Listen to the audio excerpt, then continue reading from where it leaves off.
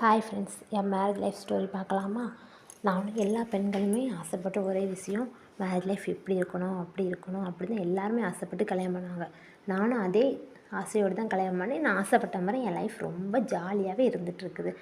குழந்த, ஹஸ்பண்ட் அப்படின்னு ரொம்ப ஜாலியாக போயிட்டுருக்குது.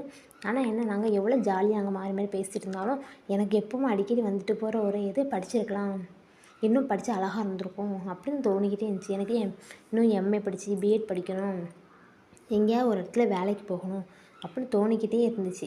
ஆனால் என்ன, ஹஸ்பண்டை கேட்டால் ஹஸ்பண்ட் அதுக்கு பதில் சொல்கிறதே கிடையாது. அப்புறம் அம்மாக்கிட்ட அந்த டைம் படிக்க வைக்க சிச்சுவேஷன் இல்லை, அதனால் அம்மாவை ரொம்ப நான் கம்பல் பண்ணவும் இல்லை. அப்புறம் என் அண்ணாக்கிட்ட மட்டும் கேட்டு பார்த்தேன், அண்ணா என்ன படிக்க வைக்க அப்படின்னு. எங்கள் அண்ணா நான் படிக்க வைக்கிறத பற்றி பேசவே இல்லை. அப்புறம் அம்மா சொல்லிச்சு அவனுக்கு வைக்க விருப்பம் இல்லை அப்படின்னு. நான் அதை பேச்சு அப்படியே விட்டுக்கிட்டு நான் என் பாட்டுக்கு எனக்கு ஒர்க் பண்ண போயிட்டேன். நான் ஒரு பைக் ஷோரூமில் ஒர்க் பண்ணிகிட்டு இருந்தேன். ஒர்க் பண்ணிட்டே வேலை இருக்கும்போது தான், ஒர்க் பண்ணி 1 மந்த் இருக்கும், அந்த டைம் பார்த்து எனக்கு கரெக்டாக மேரேஜ் பேச்சு வீட்டை எடுத்தாங்க. மேரேஜ் பேச்சை பற்றி எடுத்ததுக்கப்புறம் நான் வீட்டில் அம்மாட்ட கேட்ட ஒரே கேள்வி, குடிப்பாங்களா அப்படின்னு. அம்மா குடிக்க மாட்டான், ரொம்ப நல்ல பையன் அப்படி சொல்லி என்ன சம்மதிக்க வச்சாங்க எனக்கும். அப்புறம் லைஃப் குடிக்க மாட்டான்னு சொன்னோன்னே பிடிச்சது. அந்த லைஃப்பில் நான் இப்பவும் ரொம்ப ஹாப்பியாக தான் இருந்துகிட்ருக்கேன். ஹஸ்பண்ட் நானுமே அடிக்கடி சொல்லிகிட்டே இருக்கேன், சரி நான் படிச்சிருக்கலாம் அப்படின்னு சொல்லிக்கிட்டே இருப்பேன்.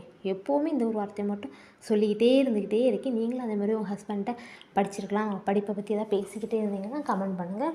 அதேமாதிரி உங்கள் சிஸ்டரும் படிக்க வைக்க உங்கள்கிட்ட கேட்டாங்கன்னா கண்டிப்பாக படிக்க வைங்க.